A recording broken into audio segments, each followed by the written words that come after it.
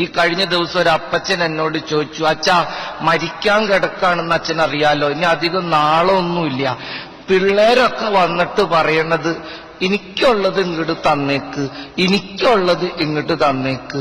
പ്രായമായി കഴിയുമ്പോ നമ്മുടെ പ്രിയപ്പെട്ടവര് നമ്മളോട് എനിക്കുള്ളത് ഇങ്ങോട്ട് തന്നേക്കാൻ പറഞ്ഞ് അവര് ചോദിക്കണത് നമ്മുടെ കഷ്ടപ്പാടും ദാരിദ്ര്യവും രോഗവും വേദനകളും ഒന്നുമല്ല, ഈ ഉണ്ടാക്കി വെച്ചിരിക്കുന്ന സമ്പത്താ. അത് മാത്രം മതി എല്ലാവർക്കും. ഈ കഴിഞ്ഞ ദിവസം കൂടി എറണാകുളത്ത് നിന്നൊരു പെണ്ണ് എന്നെ വിളിച്ചു, അച്ഛനോടൊരു കാര്യം അപേക്ഷിക്കാനാ. പറഞ്ഞു തുടങ്ങിയപ്പോഴേക്കും അവള് വിതുമ്പണ്.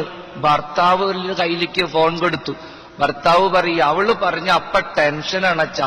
ഞാൻ പറയാം എന്താ പ്രശ്നം?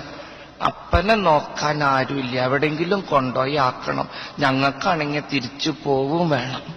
അച്ഛന് പരിചയമുള്ളൊരു സ്ഥലമുണ്ടോ?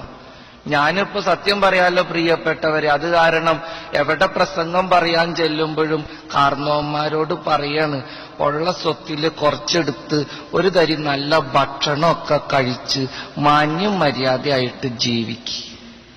ഇതെന്തിനിങ്ങനെ ഈ ഉപ്പും കല്ലും കടിച്ചു കൂട്ടി? ഈ ചാളയും അയിലയും ഉണക്കമീനും മാത്രമൊന്നുമല്ല മാർക്കറ്റിലുള്ളത്. തിരുത, തൂളി, ആഗോലി, കരിമീൻ, നെയ്മീൻ ആദിയായ മത്സ്യങ്ങളൊക്കെ ഉണ്ട് നമ്മുടെ മാർക്കറ്റിൽ. പോത്തിറച്ചിയും കോഴിയിറച്ചിയും മാത്രമല്ല, താറാവിറച്ചി, കാടയിറച്ചി, ആട്ടിറച്ചി, പലതരം ഇറച്ചികളും എന്നുണ്ട്. ഇതെന്തിനിങ്ങനെ ഈ മുളകും ചമ്മന്തിയും അരച്ച് ജീവിക്കണേ? ശവം എടുക്കാൻ വരുമ്പം ഞങ്ങൾക്കൊരു സന്തോഷം ഉണ്ടാവില്ല, ഒന്നുമില്ലെങ്കിലും തിന്ന് ചത്തതാണ് കർത്താവെന്നെങ്കിലും പറയാല്ല. ഈ മക്കൾക്ക് വേണ്ടി കഷ്ടപ്പെട്ടിങ്ങനെ നടക്കുക ഓരോ ആത്മാക്കള്. അവസാനം സമാധാനത്തിൽ ചാവോ? അതാണ് സങ്കടം. പ്രസംഗം പറയുമ്പോ ഞങ്ങൾ പറയാൻ നിർബന്ധിതരാണ്. ഈ അപ്പൻ മക്കളെ കഷ്ടപ്പെട്ട് നോക്കിയിട്ടുണ്ട്. അതിപ്പോ നിങ്ങൾ ആത്മാർത്ഥമായിട്ട് ഭക്ഷണം കഴിച്ച് മരിച്ചാലും ഞങ്ങൾ പറയും. കുറച്ച് കൊളസ്ട്രോളും ഷുഗറും പ്രഷറും ഒക്കെ വന്നോട്ടെ, ഒരു കുഴപ്പമില്ല. ഈ കാലത്ത് മനുഷ്യന് ഇത്രയ്ക്കൊക്കെ ആയുസുള്ളൂ.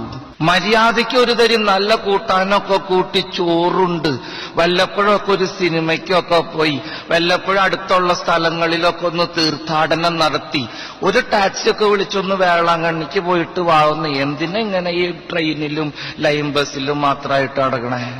ഇഷ്ടം പോലെ കാശ് തമ്പുരാൻ തന്നിട്ടില്ല. മക്കളാണ് ഏറ്റവും കൂടുതൽ സ്നേഹിക്കണതെന്നും പറഞ്ഞ് നടക്കണവര് അവസാനം പമ്പര വിഡ്ഢികളായിത്തീരും, ഉറപ്പാ. ഞാൻ സാധാരണ പറയാറുണ്ട്, നിന്റെ പ്രതീക്ഷയ്ക്കൊത്ത് നിന്നെ സ്നേഹിക്കാൻ ഈ ലോകത്ത് നിനക്കൊരു പട്ടിക്കുഞ്ഞിനെ പോലും കിട്ടൂല.